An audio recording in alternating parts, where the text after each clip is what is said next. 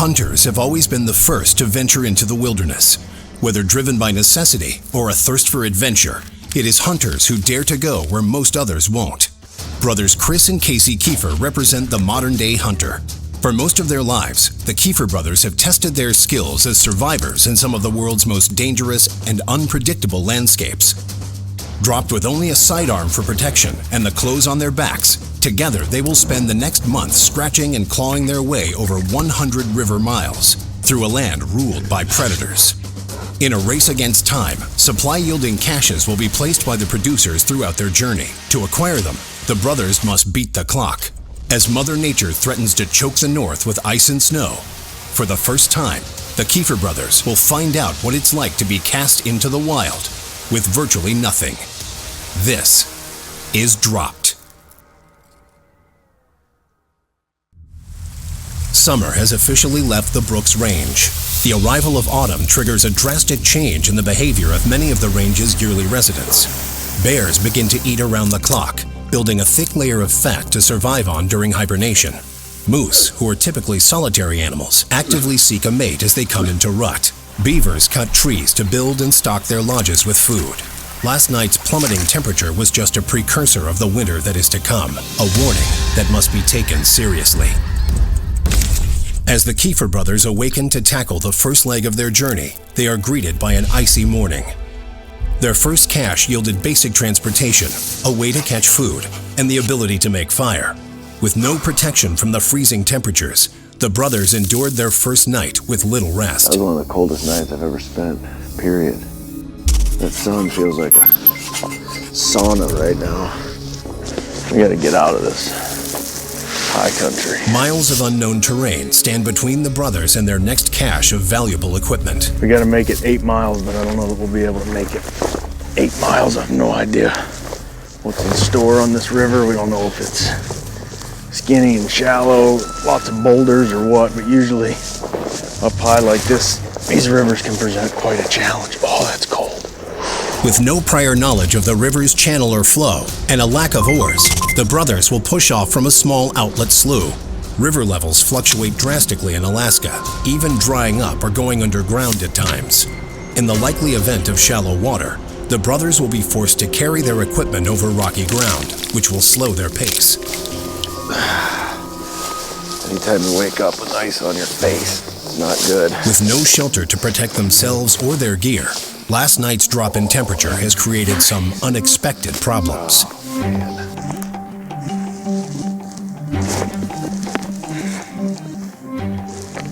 It definitely dropped down into the 20s last night for sure. They're just frozen. Everything up here is frozen solid. Look at this. Is gonna be a task. When the temperature drops below 32 degrees, water vapor in the air transforms from a gas to liquid and then to a solid. Anything exposed to the open air will form a thin sheet of ice that exhibits a repeating pattern at every scale. This is known as frost.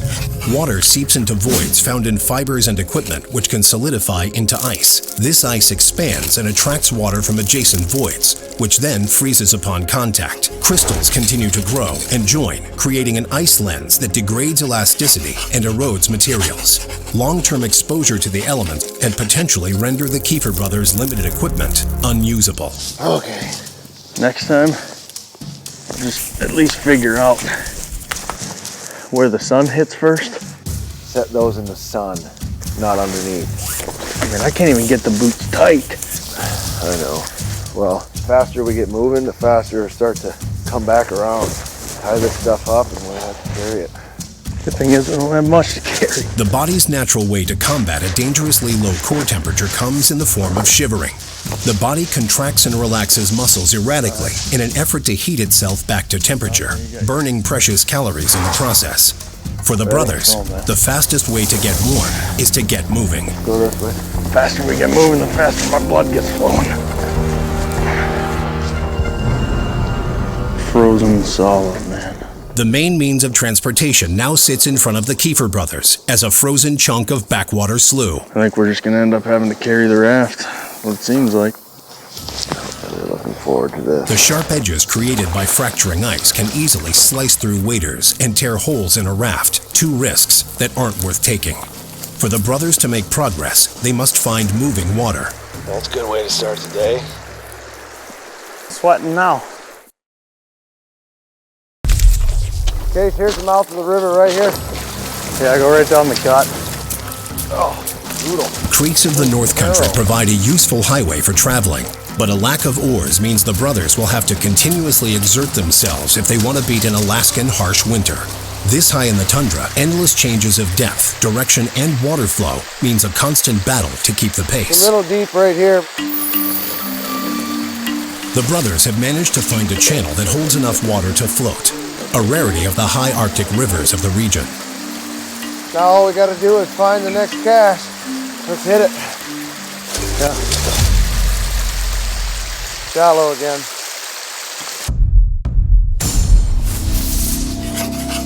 I'm just gonna go straight over the point.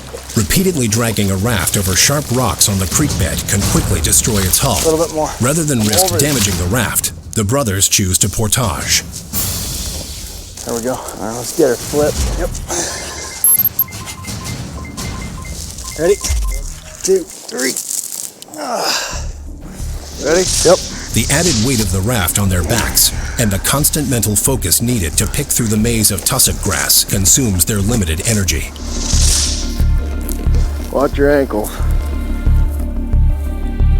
Oftentimes in the far reaches of the north, the fastest way around a stretch of shallow water in a river, known as a rock garden, is portaging. Portaging requires carrying the raft and all its contents out and around obstacles. Some portages may span several miles. While portaging usually saves time and provides a safer route around the river, it often comes at the expense of carrying dead weight over tough terrain. Yikes. Yatta.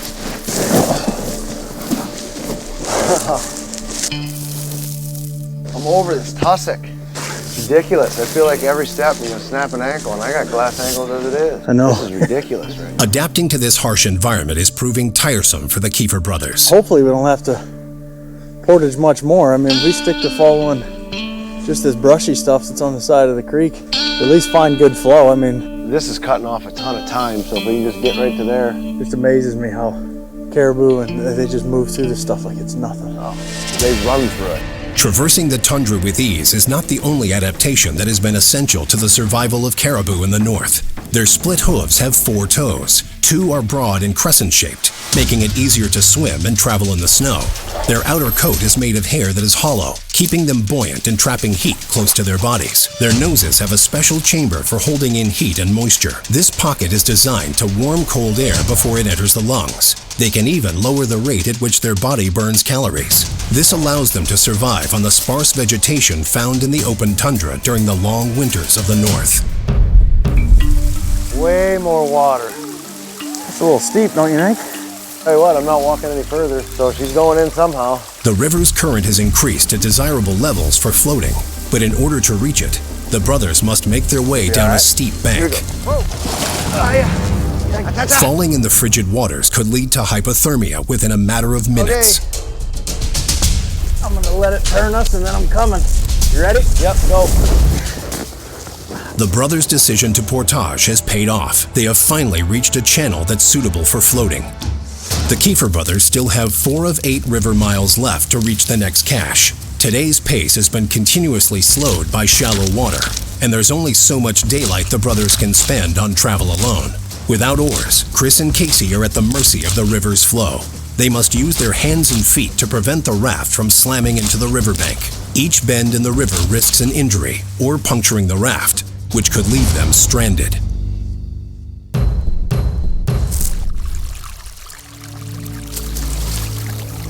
This is way easier, man.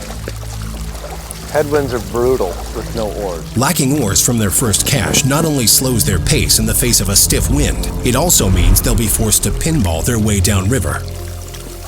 Sooner than later, we're gonna have to find some trees.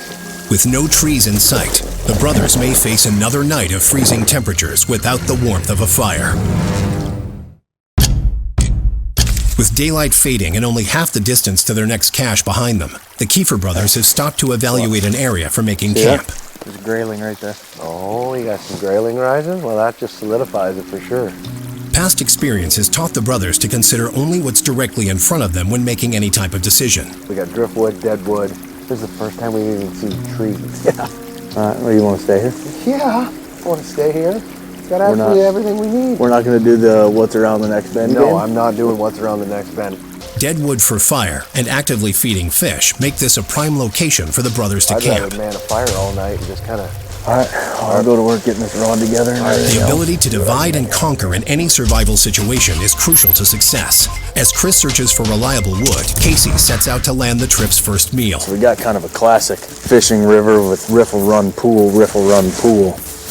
And what happens is when you get to those pools and you find those fish, you're gonna have a fish right at the bottom at the tail, you're gonna have a fish all the way at the top, and then you're gonna get some fish that hold throughout the middle.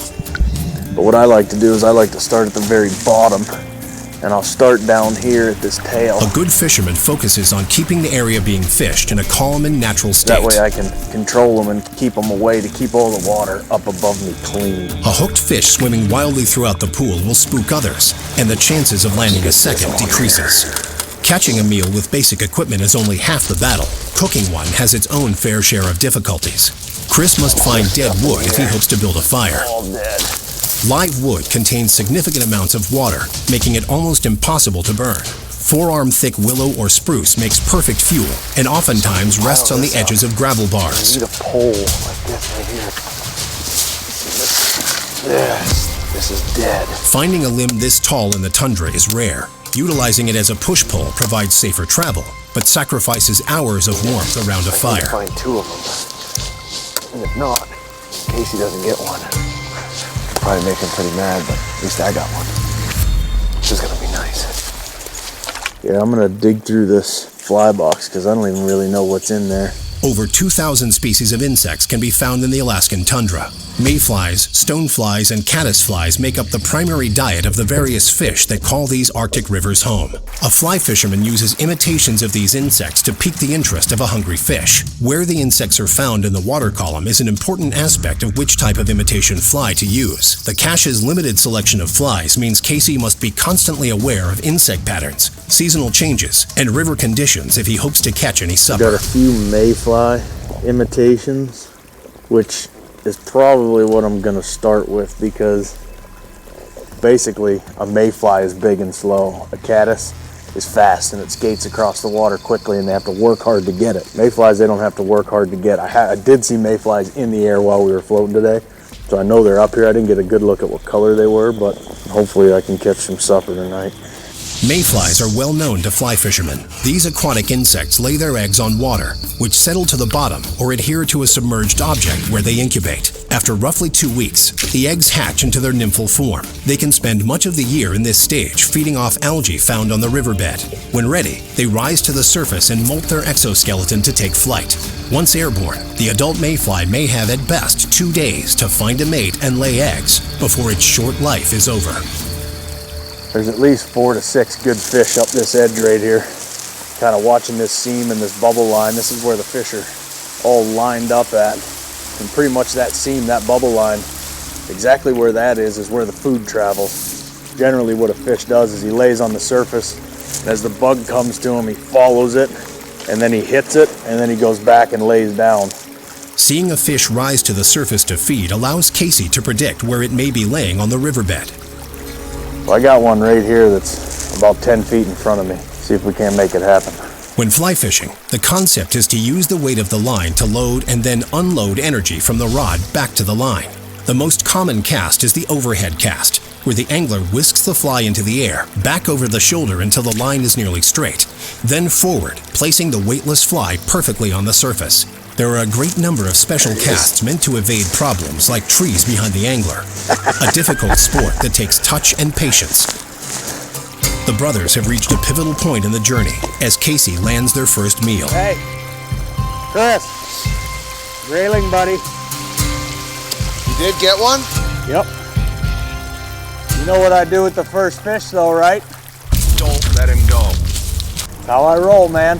No, you're not doing it. First grayling of the trip. Look at that. He's right in the belly. Food. Right there. Food that goes back in the water. Why do you do that? 'Cause I always let the first one go, man. If I give back, hopefully they give back to me. Casey's time-honored tradition flares Chris's nerves. Give back? What are they gonna give to you? Don't you worry about the They got nothing fish. to give you. Food is what they give you. That's why you catch them. He's gonna go tell all his little buddies out there. Yeah, well, you can tell all his little buddies to catch onto your little line there, because you let another one go. Letting the first meal of the trip swim back into the water is a bold move. What was a sure source of protein if my is theory gone within proves right. seconds. I don't understand what they can give back to you. They're giving you food. That's the whole point of a fish, is it gives you food, gives you protein, and you let it go. That's great. That's sweet. Good. Well, I get the first one then. If he's small, I get him. Oh, come on. Why is this fish not rising? Having stopped for the night on their quest for the next cache, Chris's temper is flared after Casey's superstition let the first solid meal slip back into the water. He's been nervously searching for another fish ever since. Hey Chris, What? told you don't worry about it. You better caught a second one. Your fish gives back. Well, that one's given right here, so don't be throwing the second one away. That's a beautiful fish, though. What are they sucking? Dry flies? I just threw a mayfly on. I saw those mayflies when we were floating and figured, give it a whirl. Big and slow, they'll eat them. Boy, you're lucky they took a second one. Yeah? Yeah, don't even think about it. How's the fire going? I got enough kindling, got enough stuff going right now, we're dialed. And I found two old willows. We can use them for poles.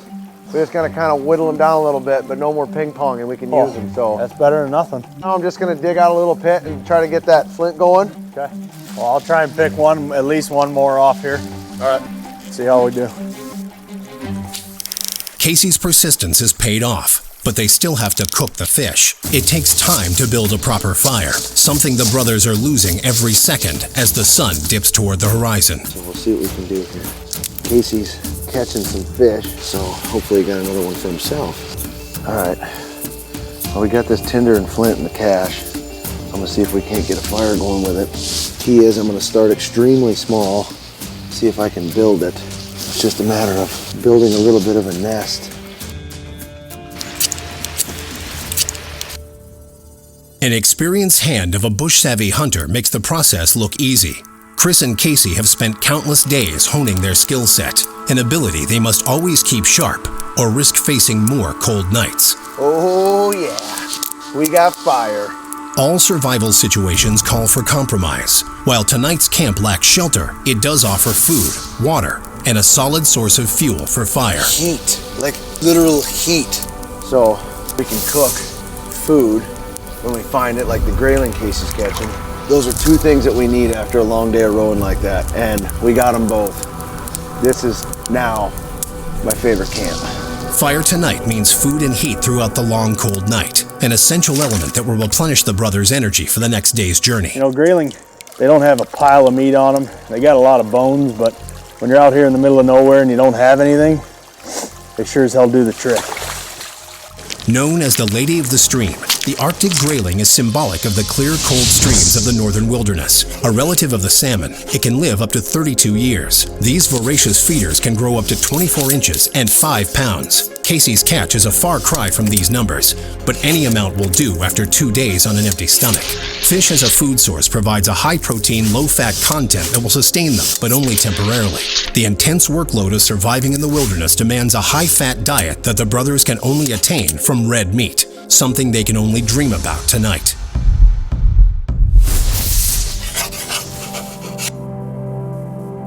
How's that feel?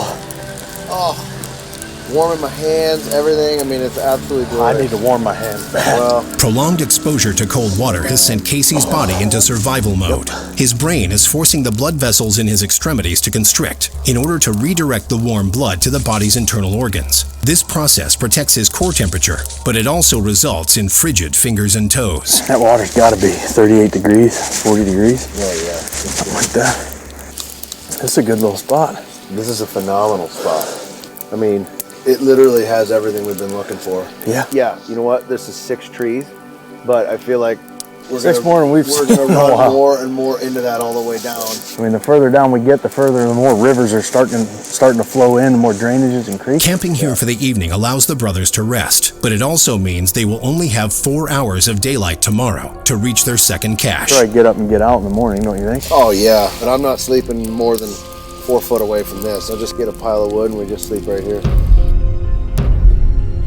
It's amazing what a fire will do for somebody out here. I mean, it totally just brings back everything that you missed. Just having that heat is awesome because when the sky was open, it was cold. It was really, really cold. Casey pulling out a couple grayling was awesome. Keep eating fish and picking our way along this river. I'm not really worried about the food thing, but oars. I mean, I never thought it would be that hard to row down a river without oars. It's proven to be pretty difficult thus far, but now that we have some push poles, we're able to kind of bounce around a little better.